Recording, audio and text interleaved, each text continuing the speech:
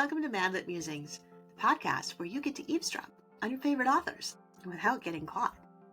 I've been stoked to have authors like Angela Hunt, Bill Myers, Nicole Deese, Tessa Afshar, comedian Bob Smiley, and more on the show, and this year I have another great lineup of storytellers and truth-sayers. If you love to eavesdrop at coffee shops like I do, this is the podcast for you. It's where we get real, we get tough, we laugh, and we might even cry. It's where we meet authors on a different level, where every story and podcast episode has its own heartbeat. So hang out with me today. I'm Jaime Wright, your host at Madlit Musings. This is your podcast for real chats with real authors about real life. Today's episode was brought to you by Baker Publishing Group, with Revell and Bethany House Publishing as divisions. We're super excited to be sponsored by Baker Publishing Group and to bring you their fabulous authors and their fabulous lineup for 2025. Be sure to check them out at bakerpublishinggroup.com and also check out their online bookstore at bakerbookhouse.com. Hi everyone, it is Jaime Wright here at Madlit Musings, and today I have with me Angela Hunt. Hey, how are you? I'm great and so glad to be here. It feels so good to sit down and rest for a minute. Yes, sometimes it's nice to do that. Just kick back and go, whew, that was a long week and weekend. Yes, it was. Well, and you're coming off of a conference where I think you were a keynote speaker, weren't you? I don't know if it was a keynote. I just taught for 2 days, like oh my straight. Goodness. Yes. But it was fun. I love teaching. I really do. Yes. And I'm sure all the writers out there were blessed by all the things that you have to share, because you've written how many books? Like 165 the last time I counted, but it's been a while. So, and that number just keeps going up, right? You know, every day, every year. 165 and counting. Wow. So readers, you have a generous backlist if you want to check out Angie's books. Oh, fun. But we are here because you do have a book that just released a couple weeks ago called Daughters of Rome, correct? Right. Daughter of Rome. Mm-hmm. And tell us a little bit about that story. Well, I'm kind of fond of the story because I grew up reading like The Silver Chalice and The Robe, The Big Fisherman, you know, those grand epics that are set in Rome. Yes. And so it's the third book of a series called The Emissaries, which are about people from the churches that Paul established. Okay. And they all stand alone, but there are some characters from book 1 and book 2 that just show up in book 3 because, you know, all roads lead to Rome. Right. So it's very natural that they would be there. And the story's about this girl her father's a sculptor and she helps him by painting the statues. I was amazed to find out, you know, those ancient Roman and Greek statues, they were originally painted in bright, bright colors. But the paint has worn off though through the years. And so now that we see them, they're just plain marble or whatever they were made out of. Right. But no, they were painted originally. The Romans loved color. See, that brings a different visual to my imagination of what ancient Rome looked like then. Because I always see it in like kind of neutral aesthetics because of the marble. Oh, yeah. There are some wonderful YouTube videos of where, I don't know how they do it these days, but you like zoom over ancient Rome and they have portrayed it accurately in bright reds and golds and greens. Ooh. And blue was kind of a rare color, but they were really big on the red, gold, and green. I was just watching a documentary the other day about ancient Babylon. And they had done it was AI, CGI, I don't know what it is, but the gate on the entrance into Babylon. And they had actually discovered that Babylon had figured out a way to paint it blue, and that it was such a rare thing. It was such a vivid sight for people walking through going, they hadn't seen that before. Oh, wow. So, no, I hadn't heard that. But yeah blue was a hard color to come by. I suppose. Wow. Okay. So ancient Rome was really colorful. So your character then? You're saying she's a painter of the sculptures? In the very beginning, she Okay. helps her dad by painting the sculptures, Okay. and he gets this commission from a senator, a big mucky muck, Yeah. to do a statue, and they're all excited about it. But on the way home, they get caught up in the Great Fire of Rome, Oh, which decimated the city yeah. and burned for days and days. I think it burned for 9 days. Mm-hmm. And then it would die down and they would think it was over and then it would flare up again. So he is injured in that. He's hit on the head by a beam and loses his eyesight. Okay. So they have to complete this commission. Mm-hmm. So she has to learn how to sculpt. And her dad actually guides her by feeling, the work that she's doing. Oh, wow. And so anyway, she pulls it off. But in the meantime, they shelter from the fire. Okay. The Tiber River runs through Rome. Mm-hmm. And so a lot of people crossed the river where a lot of Jews lived in that area. Okay. And it was not as destroyed by the fire as the other parts. So they were sheltering in the home of, turns out to be Aquila and Priscilla. Oh, And so, yeah. I love So that. they're surrounded by these Christians who love them and take care of them. Mm-hmm. And the father becomes a believer, but Calendra, she's a tough nut to crack. So Yeah. Yeah. it's all about her going through everything she's got to go through Sure. and finding faith Right. Right. eventually. Oh, Mhm. that's so cool. I love the element of ancient Rome, and that time period. So what she's moving through with the fire and all that, was that also the time period where Christianity was experiencing heavy persecution in Rome? Or is that, where does that It fall? came after. See, Okay. there was a huge brouhaha and conspiracies because after the fire, Okay. we've all heard the rumors that Nero fiddled while Rome burned. Right. Well, he actually did. Fiddles weren't invented yet, but he actually did play his lyre one night Okay. and recite poetry, the burning of Troy, I think, or the sacking of Troy. But he also was actually seen, he made a big show of it, Mhm. trying to put out the fire and all that Right. sort of thing. But rumors began to circulate because he had these plans to build this great house, and he would have Oh. needed to level huge sections of Rome to build his Oh. great house. So it was very convenient when after the fire, he said, I'm going to pay to clean up and haul away all the debris from this section, and then I'm going to use it to build my great house. Mm. And so people started grumbling that he had set the fire on Right. purpose. Right. And when he realized that the people were saying that, he needed a scapegoat. And Oh. because the Christians refused to worship the gods of Rome, Right. who protected the city, Mm-hmm. they figured the gods had not been protecting the city during the fire. So therefore, it all stemmed back to the Christians who were haters of mankind. So he then blamed the Christians for the Sure. fire. And it took a few years for that to all settle down and settle out. Mm-hmm. So as he was building his great house, he was arresting and persecuting the Christians, and Okay. in ways that are really pretty horrific. Yeah. He was a big lover of spectacle and Yeah. actually crucified some in his garden while he was banqueting and then set them on fire. And he was I don't see that as a awful. relaxing evening in my garden. You have to be pretty twisted to You consider do. that entertainment, Yeah. Yeah. I mean, you almost, yeah, it would probably be psychopathic level today. Yeah. Like if he were to be like mentally examined as far as what Yeah. his mindset is or something. I don't know. Yeah. I He can't was fathom. terrible. He had He a was. pregnant wife and he kicked her to death. To death. He kicked his pregnant wife to death. So it was shortly after that the Senate realized they had to get rid of him. And Yeah. so eventually they did. Right. Right. Mhm. What a time period. What a time period then to set a fiction Yeah. novel. There's so much stuff there that you can do with that, I'm sure. Yeah, there really was. And Yeah.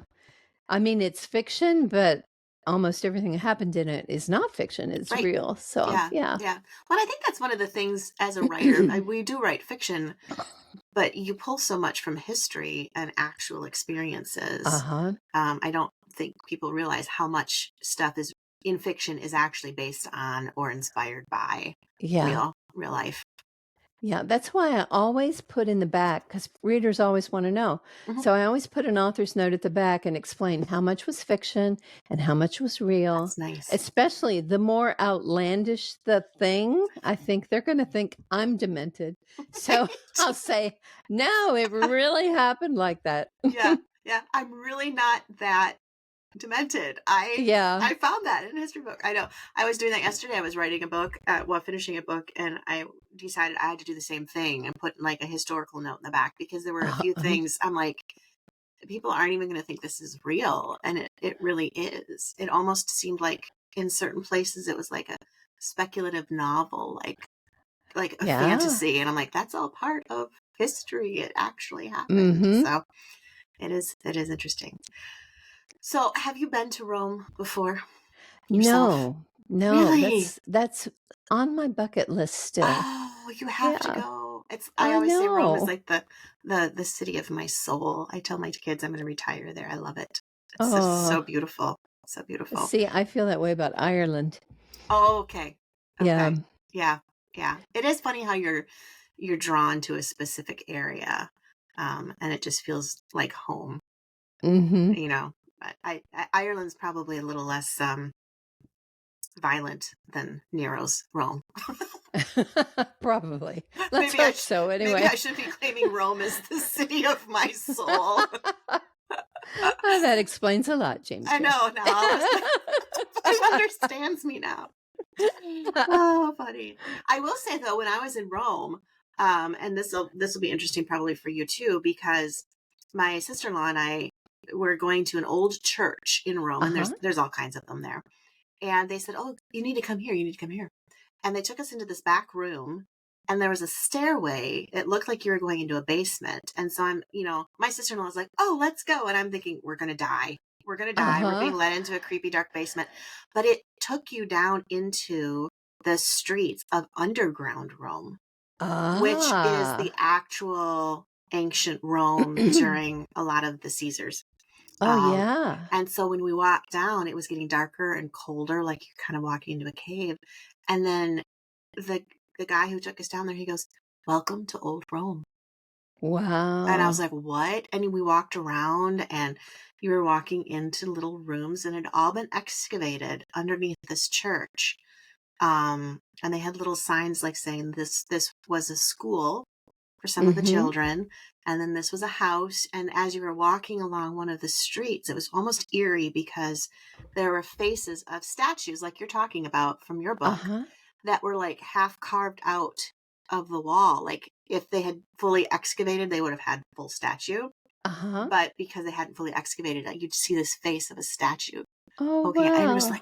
it was just phenomenal. So whenever I see your books, I'm always thinking about that. Oh, wow.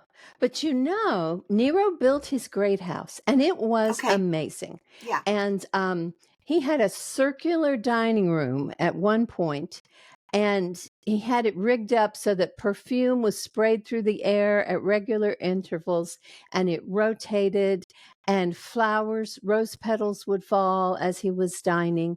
It was amazing. But Wow. that next year after he was gone, there were Hmm. 4 emperors in rapid succession. Hmm. So the next long-term emperor they had, he buried the entire complex, buried it. And it would have been lost to posterity. Yeah. But during the Renaissance period, then we had the Dark Ages, right? Right. Okay. And then during the Renaissance, some people broke through the ground and found it. And some artists, I have heard, Hmm. lowered themselves into these cavernous spaces that had been his house. Yeah. And they saw the paintings that had been painted on the wall. And so that's why so much of the Renaissance art, they started copying the ancient Roman artistic techniques. So I hear Wow. now that they've even excavated more of his house, and That's you can cool. go and see the circular dining room and all that stuff. I mean, Right. they totally buried it. I can't believe they buried it. Wow. And that's phenomenal. You think about the architecture and stuff, and even when I'm watching documentaries or whether I've been there, you think in the world that we're living today, I always feel so advanced. And then you go to those Uh-huh. ancient times and you're like, are we though? Because of the things they were able to do. I know they had heated bathroom floors. Did they They really? had Yes, they did. They did. They knew how to run pipes under the earth, under the floor tiles, Yeah. and then they put tiles over it. And the women, I have in a couple of the books, I have scenes of women getting ready for a Okay. big banquet. Yeah. And they, this in I think it's The Daughter of Rome. She Okay. goes to a hairdresser and the lady pulls up several coins and they all have profiles of the emperor's wives over Okay. past years. Mm-hmm. And Mm-hmm. she says, all right, pick your hairstyle. And so What? I know, from the coins, can you believe it? And then she called for the hair plucker.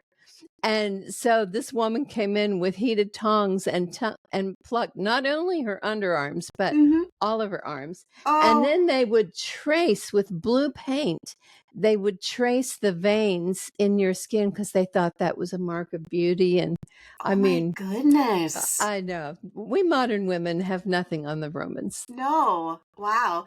Okay, so honestly, how many rabbit holes did you fall down researching for this book? Oh, yes. Well, quite a few. And some of that, there are things that I find fascinating, and it does usually make Yeah. its way into the book. Yeah.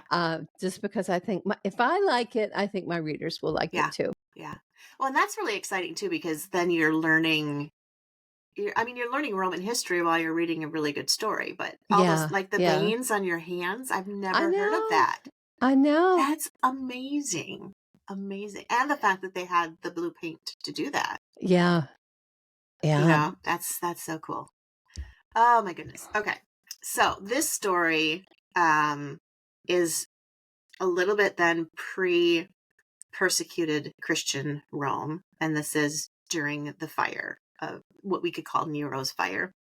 Right. And so what is it mostly a story about her journey to finding Christ, or are there other elements that are working into the plot as Well, well? this one actually has more of a love story than I Hmm, typically use. okay. Um, she falls in love with the emperor's son, not the emperor. Oh, heaven I was like, forbid. No, wow, she's Not ambitious. Nero's. The Okay. senator's son. Okay. And he becomes a believer too, because Okay. at one point she becomes ill with malaria, although they didn't call it malaria back then, Sure. but the fever, because the poorer parts of the town were in low-lying areas. Mm-hmm. And so mosquitoes were rampant and they caught Mm-hmm. malaria. Yeah. But so he took her to Peter, who, remember, he was like Paul, imprisoned in an Yes. apartment. Yes. And so Peter heals her. And then that's when Hadrian, the senator's son, becomes a believer. Okay. And and they have a night of passion Mm-hmm. after, when they know they can never get together because of society. Okay. He's a patrician and she is decidedly not. Okay. But anyway, they do get together during Mm-hmm. this one night, and then she discovers she's pregnant. Mm. And back in ancient Rome, they had these columns. They were called column lacteria, or Okay. lacterium would probably be the plural. Sure. And if you had an unwanted baby, or if you wanted a wet nurse, you could just take your baby and leave it there. And sometimes couples who wanted to adopt a child would pick up the child and take it home very quietly. Wow. Yeah. And then, and this was especially an option for the prostitutes, because Sure. it was Sure. Yep. common. Mm-hmm. And if they had unwanted babies, they'd leave them Mm-hmm. there. And so if those babies didn't get taken, oh, and the babies that needed a wet nurse Mm-hmm. would have on a chain around their necks a broken Roman coin. And then when the child was weaned, the parents would go with the other half of the coin. And if you had the child who matched the half, then you would get paid for your services and they would take their child back. Oh, But wow. for those other unwanted babies, the ones that were still there at the end of the day were Mm-hmm. usually picked up by slave traders, Oh, or they died. It's Yeah. very Right. unfortunate. But anyway, Mhm. she takes her child when she gives birth to the column lactaria. And I Okay. won't say what happens to it because that would be Right. a spoiler. Yeah. Spoiler. Yeah, we don't want to Yeah. spoil it, but that's enough to make me want to read the book right there because now I'm like, what happens to the baby? I know. I felt so bad for him. And Oh. Hadrian, the love interest, Mm-hmm. he charges his slave, see if you can find out what happened to my kid, because he knows that she was pregnant, but he doesn't want to Okay. let on that he knows because Mm-hmm. he doesn't Mm-hmm. want to make a big deal of it. Right. But he says, find out what happened to him, but don't tell me because I I don't couldn't want to know. handle knowing. So Oh my anyway, goodness. Oh my goodness.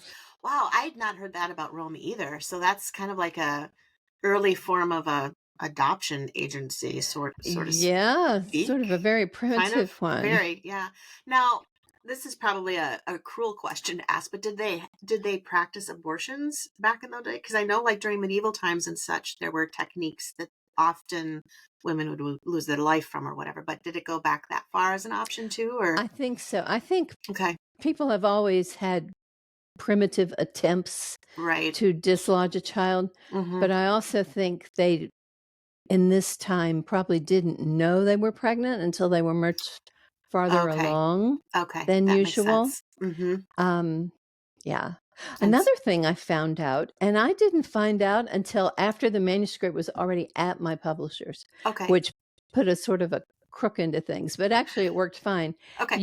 It was a Roman law. You had to be married once you were a certain age. So Oh. all men had to marry by 25 and women had to marry by, I think it was 21, or you had to pay extra taxes. It's funny because we were just talking Yeah, we about were just taxes talking about before we went taxes. on the air. And so Hadrian and Calandra, my girl, Okay. um, they're going to have to get married, but he can't marry her because she's not Okay. of his social status. And Right. so either that or they're going to have to pay the taxes. But it Mhm. actually made a nice little wrinkle in the story once I discovered that, because I thought, I can't have them be single. It would be illegal, Oh or at my least very goodness. difficult. Yeah. And that's interesting too, because I wonder why they had that law. Like, why did they care? It was Augustus. All right. Remember the movie Okay. Cleopatra, and Yes. remember when Julius Caesar was murdered and his Yes. adopted son Caesarion, was that his name? Anyway, my We'll mind go goes with blank. it. But Yeah. he became Augustus. He Okay. called himself Augustus because he was Mm-hmm. the first citizen of Rome. Okay. And he really wanted people to become more virtuous and family centered. And they were really concerned that the number of slaves were beginning to outnumber the number of free people. Oh. And so he said, we need more Roman babies. We've got all these foreigners Mm-hmm. taking over. It's kind of like the United States today. I mean, Yeah. yeah. Yeah. So Mm-hmm. all these newcomers were coming in. Mm-hmm. And so they said, we need more native Romans. And Sure. so he passed that law saying Okay. that people had to get married, and Mm-hmm. the more babies you had, the better. Yay. Yay, Yeah. Rome. Wow. Wow. Okay. Well, that makes sense then. So it was an element of population control, but in the sense of we need more. Yeah. Yeah. Population encouragement. Encouragement. Yeah, that's a better. We're just writers here trying to find words. That's all Yeah. we're doing. I mean, sometimes when I was teaching this past weekend, Uh-huh. I was just going blah, blah, blah, blah. Uh-huh. At some point, your mouth gets so full of words, they just get all Yes. tangled. Yes. Yes. Yes. And then your brain's thinking faster than your mouth can speak, and Yes, exactly. it all becomes Exactly. mush. A mush. Wow. Okay. So is this the last book then in this series? Yes. Okay. This series is finished. So there Okay. was the first one was The Woman from Lydia, about the Mm-hmm. church at Philippi. Mm-hmm. The second one was The Sisters of Corinth, of course, about the church of Corinth. Mm-hmm. And then this one is The Daughter of Rome. Okay. All right. And I had sort of been writing my way chronologically through the Bible, because I started with the silent years, Mm-hmm. that 400 years Yep. between the Testaments. Yep. And then I did 4 books about Christ's ministry set in that time. Okay. And then I went to Paul's ministry with these Mm-hmm. 3 books. And then I'm currently working on Old Testament, the Matriarch. So Ooh. Sarah comes out in the fall, and I'm writing Rebecca now. So Ooh. lots of fun. Lots of fun. Lots of fun. Well, there's a lot to look forward to. And readers will not be disappointed because I have read many of your books and I've never been disappointed. So Oh, thank you. That's good to know. it is. Isn't it nice to hear when you're a Yes. writer? Because you're like, oh, this is my career-ending novel. It's all over. I know. Or when readers come up going, I have a bone to pick with you. And Yes. Now, okay, I'm probably going to get myself in trouble here. But when I was, I want to say high school, my dad had been on a trip and he came back with some books that he had found and they were written by you. And they were, I'm trying to remember the names of them because I have them upstairs in my bookshelf, but they were split time where.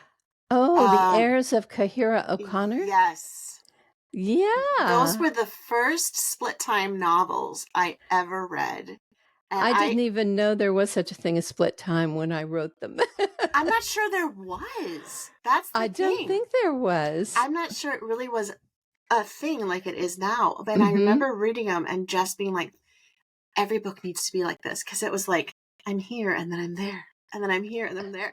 And I still have all of those books. They are so worn and read.